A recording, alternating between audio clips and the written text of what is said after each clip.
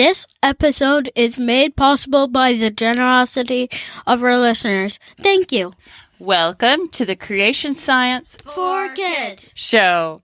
So, they ate the forbidden fruit. What happened next? Did they have their eyes opened as the serpent had promised? We explore our first parents' instant experiences right after rebelling against God, then turn to lighter things with a new, free Creation magazine, and finish with a report on 2017's favorite toy, the Gyroscope.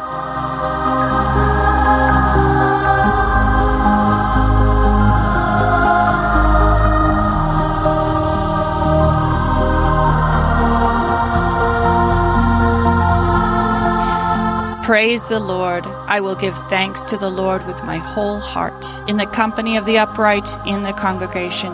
Great are the works of the Lord, studied by all who delight in them. Full of splendor and majesty is his work, and his righteousness endures forever. He has caused his wondrous works to be remembered. The Lord is gracious and merciful. Psalm 111, verses 1 through 4. This is episode 67 of the podcast where we learn about Jesus, our Creator, and his amazing world. Hi, I'm Sherry Fields, your host, and I'm joined today by my co-hosts, Samuel. Hi. And Timothy. Hi. To follow along with what we're looking at, check out the show notes, creationscience4kids.com/shame. All right, so we're back in Genesis 3. They've done it. They listened to the serpent. Eve believed the serpent, and when she gave to Adam, he went ahead and took it. They gave in to the temptation. Now, what happens? Timothy, would you read Genesis 3, verse 7 for us, please? And the eyes of them both were open, and they knew that they were naked. And they sewed fig leaves together and made themselves aprons. Thank you. Yeah, if you look back in verse 5, the serpent had promised that their eyes would be opened. But what did he say? He said, "For God doth know that in the day ye eat thereof, then your eyes shall be opened, and ye shall be as gods, knowing good and evil." Is that what Adam and Eve experienced? Did they suddenly say, "Oh, I know what the right thing to do is. I know what not to do"? What happened when their eyes were opened? They knew they were naked. Yeah, this is a sense of exposure, of being vulnerable. Is it pleasant to feel like everybody can see the parts of you, the part of who you are that's not very comfortable? Is that a good feeling or a bad one? It's a bad one. Yeah. Instead of feeling like they were in control, they could make up their own minds, they could understand things, so they didn't need help from God. Instead, they felt exposed and vulnerable and ashamed. You can tell they felt ashamed because of what they do next. Now, I thought the phrase here, the eyes of them were opened, was interesting. Hebrew is full of phrases like this. We have them too. When you say happy as a clam, does that mean you suddenly turn into a little creature with two shells on either side of you? No, it means something different. It means you feel secure, safe, and contented. So Hebrew is full of these kinds of phrases too. And what does eyes being open mean? If you look in Genesis 21, Hagar has been sent out with Ishmael, that Ishmael wasn't being kind to Isaac. Sarah said, send them away. God said, go ahead, let them go. And so Hagar and Ishmael are wandering around in the wilderness, nobody to take care of them, and they've run out of water. Hagar is sure she and Ishmael are going to die. So she lays him down and goes off to just be miserable. And in verse 19, it says something interesting. And God opened her eyes, and she saw a well of water, and she went and filled the bottle with water and gave the lad drink. So God opened her eyes, and she realized that they were in the process of dying of dehydration when they were right next to a well of water. Yeah, God helped her to see what was there that she hadn't been seeing on her own. So if you look throughout the scriptures, that's the way it's used. There's a really cool section where Elisha, the king of Syria, had wanted to capture him because Elisha was telling the king of Israel everything that he was doing and all his plans. So he sent a bunch of soldiers. The soldiers came to his town, and God struck them with blindness so that Elisha said, "This isn't the place you want to be. I'll lead you to the man you're looking for." And when they get right into the king of Israel's capital city, then he says, "Oh Lord, open their eyes." And they suddenly realized where they were when they hadn't been able to figure it out. So it's both what you are aware of seeing and how your mind is processing it. It's a really cool phrase, and you can understand it pretty easily, right? Yep. Yeah. So Adam and Eve's eyes were opened. So they realized what was already right in front of them that they hadn't been aware of. And that's when they realized, wait a minute, now we know we are vulnerable, exposed. Now, one of the things that I think is rather interesting about this verse, it reminds me of a story that I used to not like when I was a girl, but now as a mom, I rather appreciate. And that is the story of Peter Rabbit. In that story, Peter is told by his mom, "Don't go to Mr. McGregor's garden. Your dad got caught there and turned into rabbit pie. So if you go, you're likely to die too." And of course, when she goes away, what does Peter Rabbit do? Go head straight for the garden because it's full of all this yummy food. What I like about the story, even though he's doing something bad, there's exactly half a sentence of him happily eating lettuce and other things. And then instantly, he starts having all the bad consequences, and there are consequences after consequences, and he gets more and more scared till finally he's lost all his clothes. He's absolutely miserable and manages to just squeeze through and escape with his life. And of course, doesn't even get to enjoy the yummy treats his mother had brought. So it's a great story of how, yeah, you may do something that you want to, that you're not allowed to, but you are going to be so miserable, you're better off being like his sisters who behaved themselves and they had a yummy supper. That's what we're seeing here. Yes, they ate. That's all the Bible says. The Bible's very honest about sin in some ways, uncomfortably honest, but it always shows you what happens afterwards. So this is the first time that the Bible talks about something bad happening, and it doesn't cover it, but it doesn't make it look amazing and sparkly and glamorous. It just tells you they ate and then they were miserable. Now, what should they have done? When they realized they had disobeyed God, they were now exposed. What should they have done to get the help that they needed? Ask God. Yeah, they should have called out to God and said, "Oh God, we did it." Eve could have said, "I had no idea. I listened to the serpent and I thought he was right." And Adam should have been honest. And would God have helped them? Yes. Yes, he would have. And we will see. He helps them anyway. But instead, because of their rebellion, because of the way their thinking had changed, now they're going to try to solve the problem themselves. So what is it they do? Because they realize how exposed they are. Next, they try to make clothes for themselves. Right. They make the first clothes. Now, I want to stop here for a minute and point out this is actually something very cool. Here are the first people. They're only probably a matter of days old. Have they ever seen anyone sew something together? No. No, they haven't. There's never been a need to. Perhaps they had made some sort of container to carry things around. But in all likelihood, this is the very first time anyone has sewed anything together. And yet they saw a need. They said, we need something to cover ourselves with. They found materials, and then they knew what to do to use those materials to make something that they needed. That shows that they were very, very smart. Yeah, because if you look at the animal kingdom, they have some pretty cool solutions to problems, whether it's birds making nests or monkeys wanting to get ants out of ant hills. They have cool solutions, but for the most part, especially with the birds and the bugs and things, you can tell it's instinct. It's something God pre-programmed them to know how to do. Adam and Eve weren't pre-programmed to know how to sew. They had to use their minds and figure it out. Okay, now what is it that they use to try to make clothes for themselves? Fig leaves.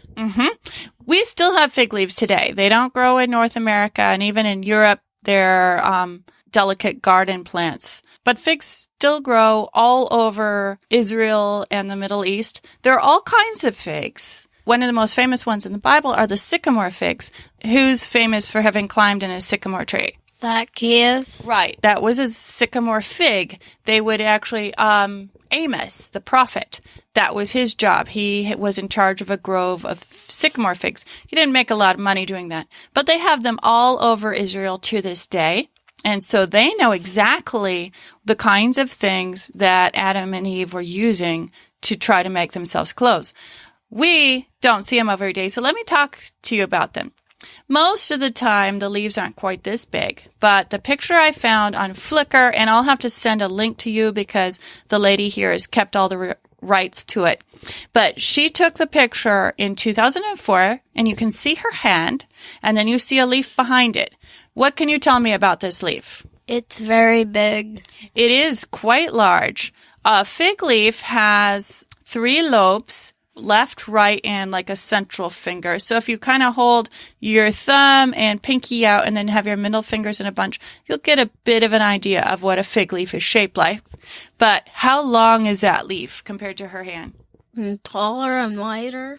Right. It's almost 2 of her hands tall. If you take it from the base of the lobe here, it's 2 hands tall and just about 2 hands wide. That would make pretty decent clothes, wouldn't it? Yeah. So that gives you an idea that they weren't just little bitty bikini and Speedo type covers. They were trying to be fairly modest, at least with their apron size. But there's something else about fig leaves that I found out. What do you see about this picture of a fig leaf up close? The leaf looks furry. Yeah, all fig leaves have this furry stuff to them. Now, this summer, we grew sunflowers. Did you ever touch the big sunflower leaves? Yeah, I did. Mm-hmm. What did it feel like? Prickly. Yeah, it was a little prickly. It was rough. It wasn't something you would want to rub on your cheek and say, oh, it's so nice. It's not soft like a lamb's ear. It's kind of bumpy and rough. That's what fig leaves are like. Would you want that on your bare skin? No. No. And the other thing is, fig tree sap can be very irritating. Some people are allergic to it. It's got a kind of latex in it. And a lot of people get this awful rash on their skin from touching the sap. When Adam and Eve were picking the leaves and were sewing them together, they would have gotten that sap on their skin. So what's odd is they were in the Garden of Eden. Most likely God had given them bananas and all kinds of other tropical trees that have huge, lovely leaves that wouldn't be so miserable. But for some reason, it was the fig that they chose to try to cover themselves with. Lots of people have had ideas of maybe they were feeling sorry and that they deserved to be miserable. I don't know. But I do know when they tried to take care of their own problem, the solution was not comfortable and it was a lot of work. And even when they did it, do you think they could run around and jump and play and have lots of fun with their fig leaves that they'd sewed together without worrying about their clothes? No. They would be very delicate clothes. So their human solution would have been miserable and not worked very well. To this day, that's true for how we try to handle our own vulnerability, our shame, when we realize how we've messed up and not followed God. If we won't turn to God and say, God, please help me, we end up as miserable and uncomfortable as Adam and Eve. And God wants us to know that, so we will turn to Him. God comes to Adam and Eve later, but it would have been so much better if they had cried out and said, oh, God, please help. Who knows how different things would have been. Now, we wanted to talk about a new magazine. We got the very first issue that they put out. This is by David Rives and his team at David Rives Ministries, and especially they do the Creation Club. It's a rather cool website and one of the best places for indie creationists. They have all kinds of articles. I have some. Most of them they just pulled from my website because I'm so busy.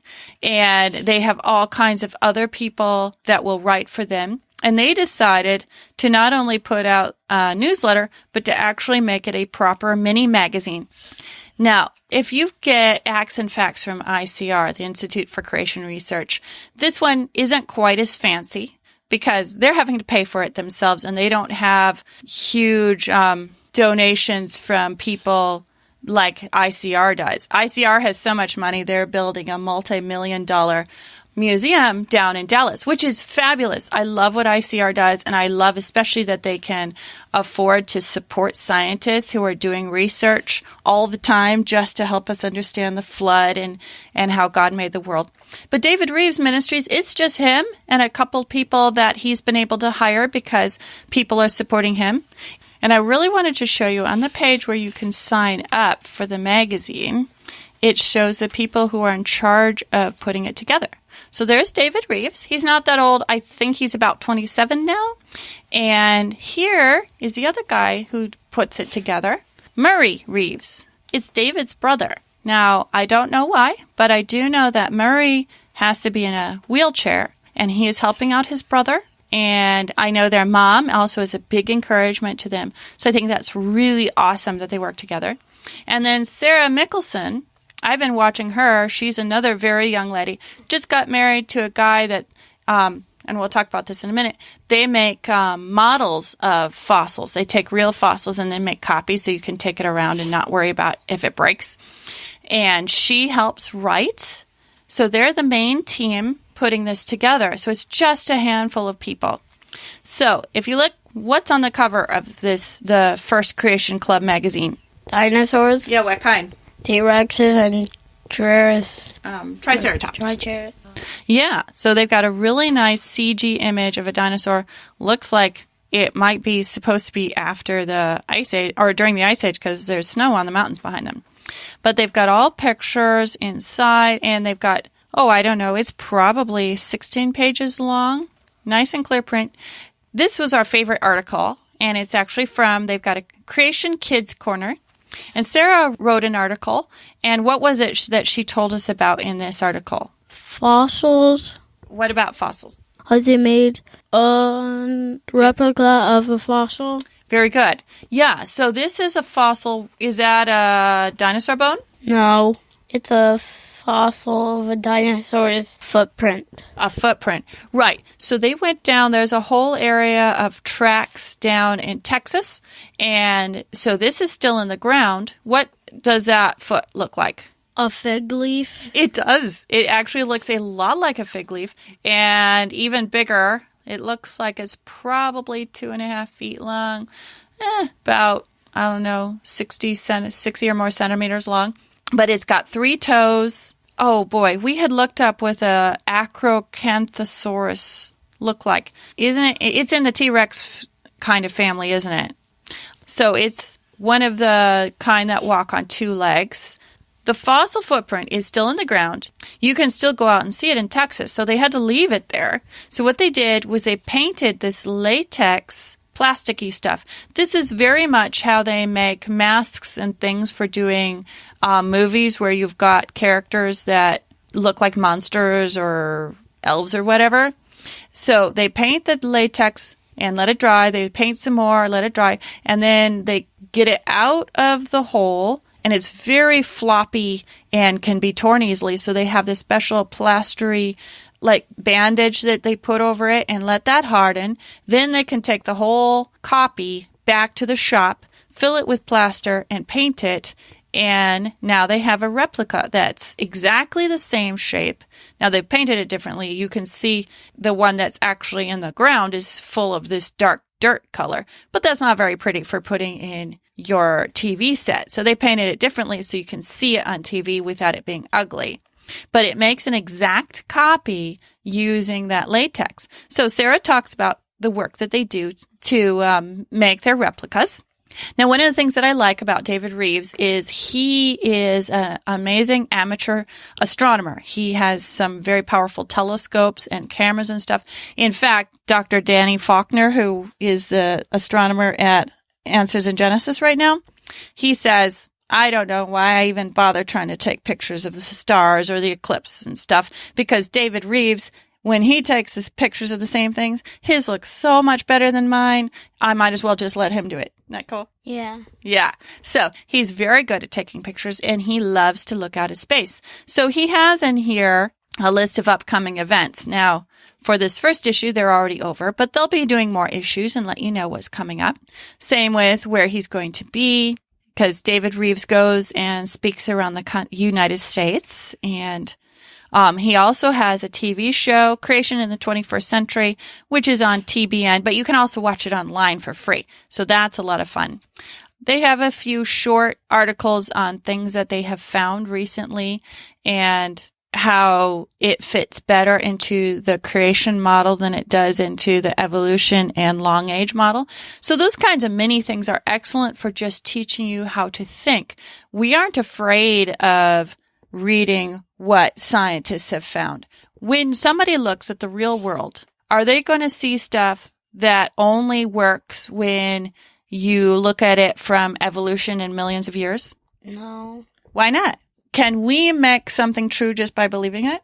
No. No. Doesn't matter how many millions or even billions of people believe in evolution in billions of years, it doesn't make it true. What actually happened to put fossils in the ground? The flood. The flood, whether people accept that or not. So when they dig up a fossil, they are digging up a piece of the truth, and how they explain it may not be accurate, but we know that we can look at science and what scientists are finding and not have to worry because God really did what he said he did. And so learning new things that scientists are finding is a lot of fun for us as creationists. And they have an article. Now, I was kind of sad that on the page where they discuss finding artwork that shows dinosaurs as we know that they actually would have looked, it doesn't have any pictures. There is one picture of the one in Cambodia. Look at that picture. What kind of thing is it? You don't have to know the name. A dinosaur. Right. It's a stegosaur. And they drew it accurately. When you see a bigger picture, it works. So that's something I might point out to David is say, hey, kids love pictures. What you have, the words are great, and you've got nice big font, so it's easy. Even if you use reading glasses, you shouldn't have trouble with this magazine. But kids need more pictures. But the whole point is excellent. And in fact, one of my favorite books is a book all about dinosaur art, and where they did a double blind where they said, hey, could you do a CG drawing of this kind of dinosaur in this position? And you can look at how well the artwork and the scientific drawing match up together. It's a very powerful thing. So is their closing article, the one that they have on the cover, where it talks about finding soft tissue inside of dinosaur bones. Now, we've talked about that some, guys. What is important about us being able to find soft bone cells, blood cells, tissues still inside of the fossilized bones? What does that tell us? That it's not very old. Exactly. They keep trying to find ways like iron and different stuff that could preserve it. But whenever we do an experiment to see how long something could last just stuck in a rock, not in a freezer, not in some special formaldehyde or something, just in the ground, to see how long could tissues like this last, you can't even get close to 1 million years, let alone the 80 plus million years that they want to say. So it's a very powerful evidence to say when we look at science and look at the evidence, it makes a lot more sense than when the evolutionists try to force things to be super ancient. So come over to the show notes. I'll have a direct link, or you can go to thecreationclub.com to find how you can get a copy of the magazine. And even if you can possibly afford it, give them a bit of money to cover the printing costs, and even David and Murray's time for putting together such a great resource for us, especially how friendly it is for kids. Because did you enjoy looking at it? Yes. Yeah, it's very colorful. I find it's easier read than the Acts and Facts from ICR. I enjoy that, but there are very few articles that I share with my kids because most of them are too high scientific. I have to think hard about them to understand it. Okay, now it's time to hear from you. What do you have for us today, Samuel? Gyroscopes.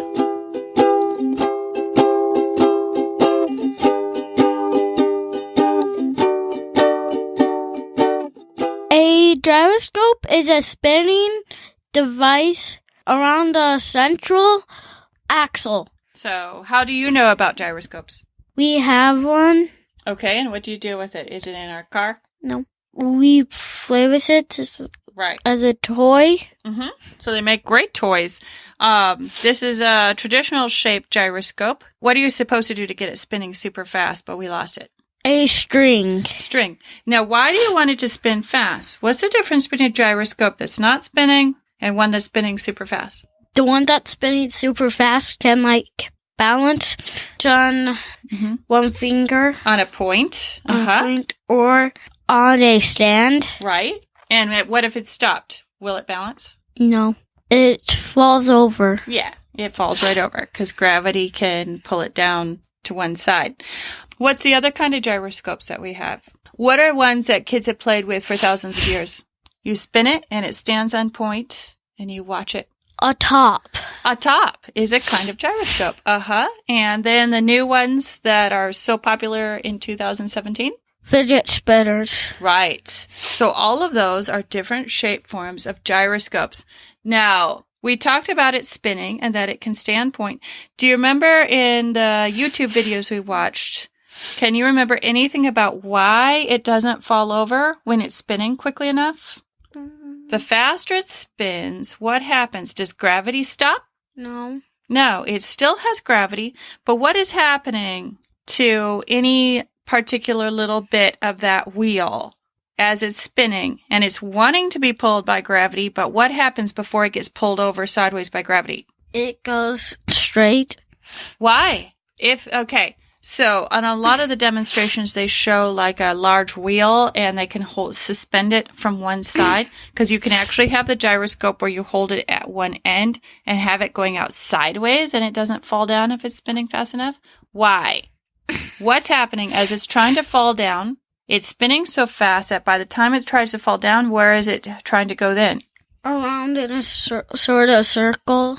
It's already at the bottom and trying to go up. So as it's gravity's pulling it down, it says, yes, just a minute. But now I'm at the other end of the wheel and I'm trying to go up and it's trying to go the other way. So the faster it's spinning, the less it is able to move because by the time it's starting to be pulled by any force. Do you remember that? Yes. Okay. So that's the principle of a gyroscope.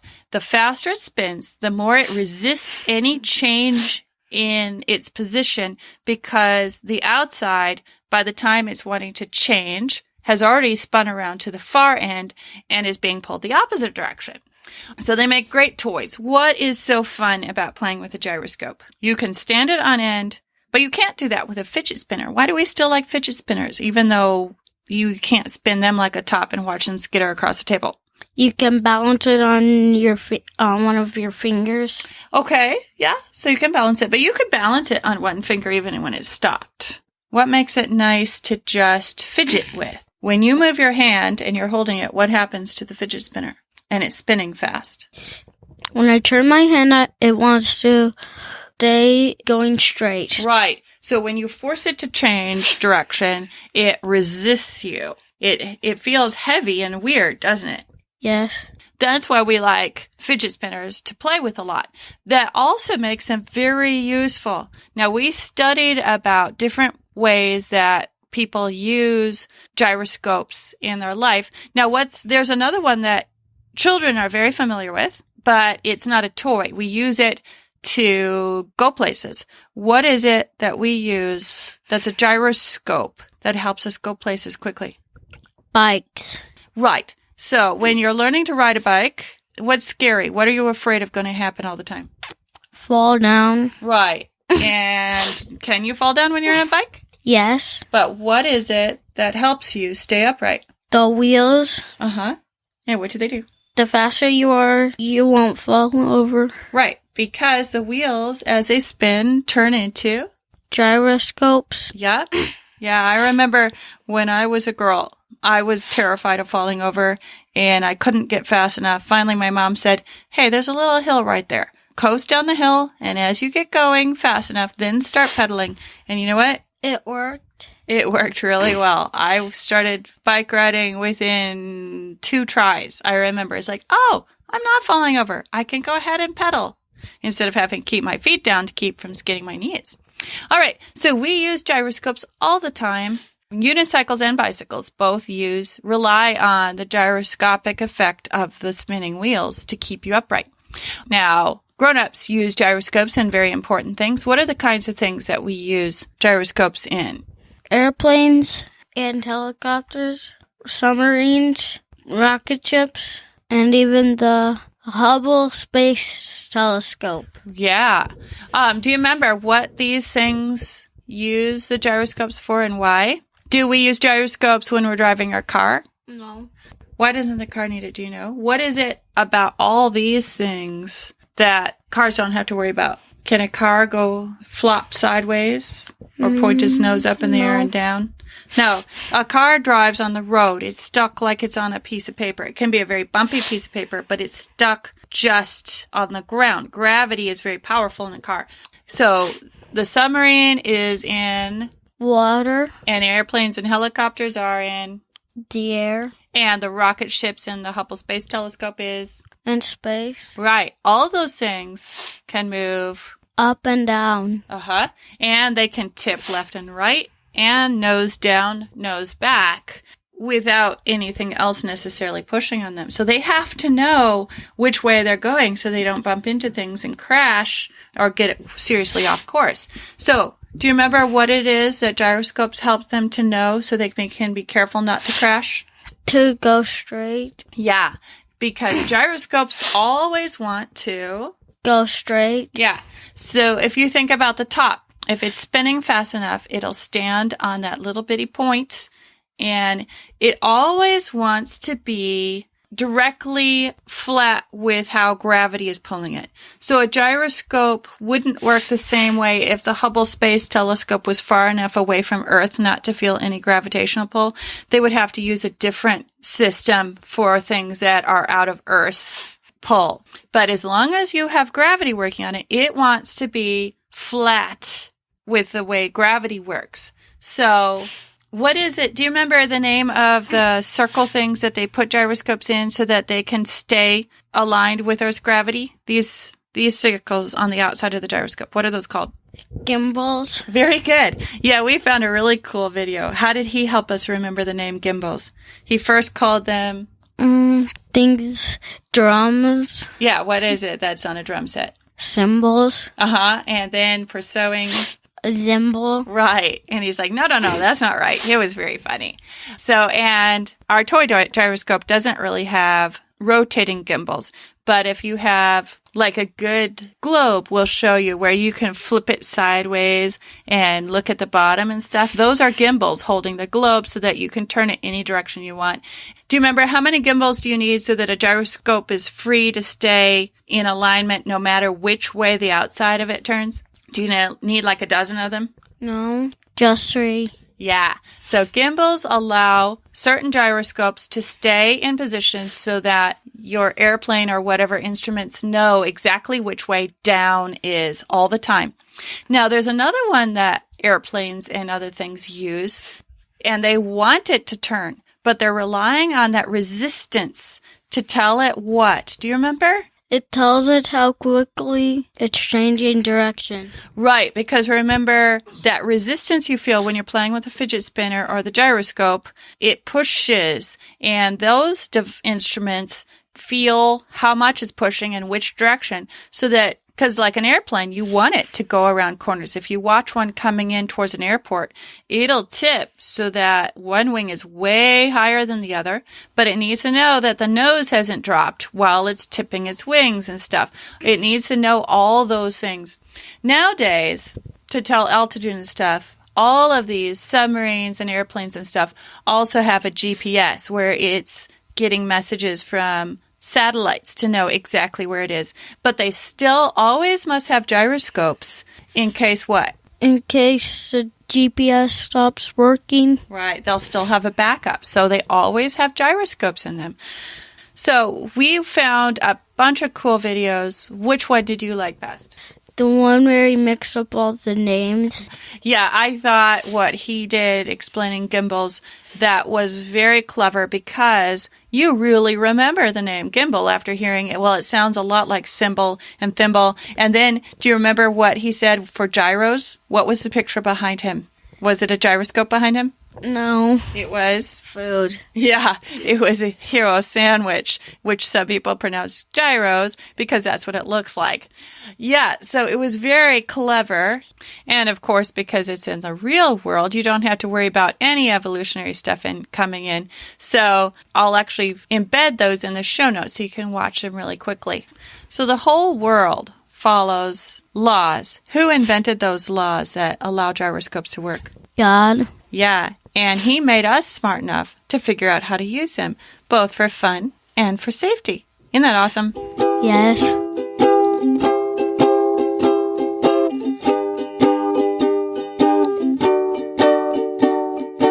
Don't forget, you can find links to all the things we've talked about today by visiting the show notes page, creationscience4kids.com/shame or /067 for episode 67. Be sure to let your friends know about this podcast and mysteries. And what? Mysteries. It's not mystery. What is that? Ministry. Yeah.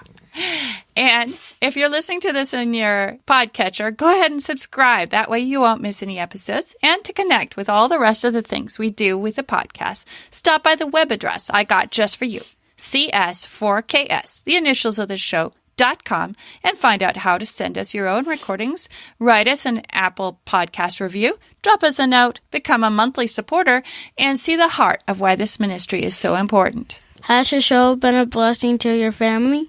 Running this podcast and ministry isn't free, plus it takes a lot of time.